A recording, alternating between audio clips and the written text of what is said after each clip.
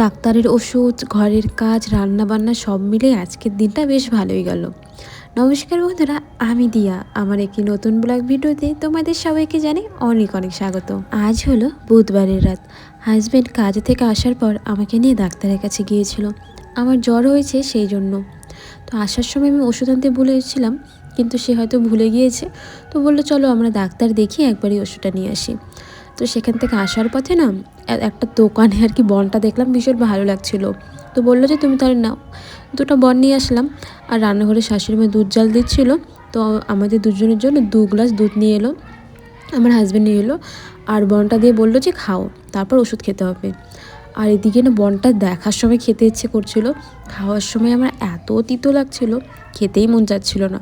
কিন্তু তবু না কষ্ট মষ্ট করে খেলাম, কারণ কিনা হয়েছে আর আমি এঁঠোও করে ফেলেছি, নষ্ট করা একদমই ঠিক হবে না। এটা তো গেল বুধবারের রাত। এখন হলো বৃহস্পতিবারের সকাল।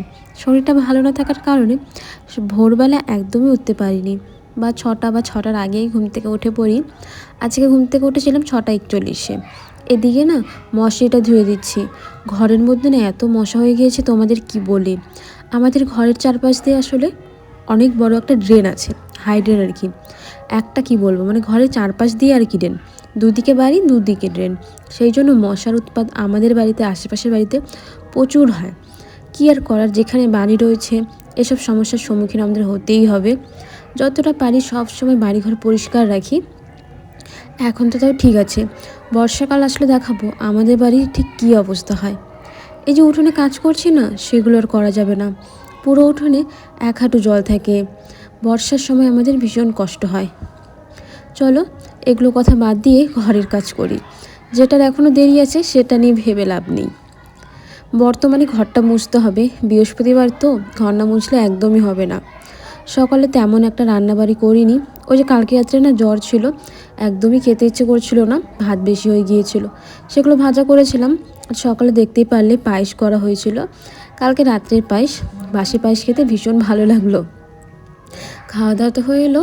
আর ওদিকে শ্বশুরমশাই শাকগুলো ঠিক করছেন, যেহেতু ওনারও কাজে যাওয়ার সময় হয়ে গিয়েছে। আর শাক তো আগের দিন বিকেলে আনা হয়, সারা রাত থাকে, সকালে কিন্তু অনেকটাই খারাপ হয়। সেগুলো বেছে নতুন করে পরিষ্কার করে কিন্তু আবার বিক্রি করার জন্য নিয়ে যেতে হয়। আমাদের কিন্তু আগে যেই উঠোনটা ছিল, মানে এই উঠোনই আর কি, যখন কাজ করা হয়নি একদম নর্মাল ছিল আর অনেক মাটি ছিল, তখন উঠোনটা না গোবর আনতো, গোবর দিয়ে মুছতাম, ভীষণ ভালো হতো। কিন্তু এখন এবড়ো খেবড়ো পাথর একদম এলোমেলো হয়ে আছে। যতদিন পর্যন্ত ঘরের কাজ না শেষ হয়, রান্নাঘর ঠিকঠাকভাবে না হয়, ততদিন পর্যন্ত এইভাবেই চলবে। এই বৃহস্পতিবার দেখে কোনো রকমভাবে উঠানটায় একটু পরিষ্কার করলাম। আর যে মশারিটা ভিজিয়েছিলাম না, অনেকক্ষণ তো হয়ে গেছে, এখন চলো একটু ধুয়ে দিই। আর এমন একটা সার্ফ কিনে আনা হয়েছে, সার্ফের মধ্যে না হয় ফেনা না হয় পরিষ্কার। কী যে বলবো, তার উপর এতগুলো, মানে 1 কেজির মতো সার্ফ আনা হয়েছে। এই সার্ফটা দিয়ে আমি কী করব কিছুই বুঝতে পারছি না। কোনো রকমভাবে এটা ধুয়ে দিলাম।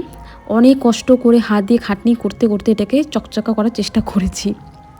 এবার স্নান করে দুপুরে গোপাল সেবা দিয়ে নিয়েছি। সকালে শাশুড়িমা পুজোটা দিয়ে নিয়েছেন, এই জন্য আমাকে আর ঘট পাল্টানোর দরকার হয়নি। এদিকে দেখো, সকালে বললাম না ভাত ভাজা করেছি, তো দুপুরে তো হাজব্যান্ড খেতে আসবে, তাই ভাত বানাচ্ছি। এদিকে দুজনেই খাবো, সবাই কাজে গিয়েছে, এজন্য 1 কোটা চাল নিয়েছি। এটাই আমাদের দুজনের অনেক। এর মধ্যেও দেখবো কিছুটা ভাত থেকে যাবে। তো একটা ডিম তো আনলাম, আর ডিম রান্না করবো না, একটু ঝাল ঝাল করে রান্না করব। কোনো কিছু খেতে না ভালোই লাগছে না, মুখে সব তিতা তিতা লাগছে। আমি না একটা ডিমই এনেছি, যেহেতু 2টা ডিমের দাম নিত 14 টাকা, তো ভাবলাম 5 টাকা দিয়ে একটা শুকনো লঙ্কার প্যাকেট কিনে আনি। গুঁড়ো আছে কিন্তু কাঁচা লঙ্কাটা বাড়িতে একদমই নেই, তো ভাবলাম ওটাকে ভালো করে বাটা করে একদম ঝাল ঝাল করে বানাবো। আর 2টা ডিম আনলে 14 টাকা হয়ে যেত, আমার কাছে তো 15 টাকাই ছিল মাত্র। সেই জন্য ওটা দিয়ে একদম মাখা মাখা করে ঝাল ঝাল করে তরকারিটা বানিয়েছিলাম। আর আজকে খেতে আমার ভীষণ ভালো লাগছিল।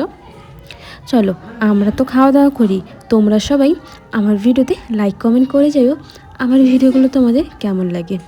আজকে এতটাই, দেখা হবে নতুন ভিডিওতে। সবাইকে টাটা।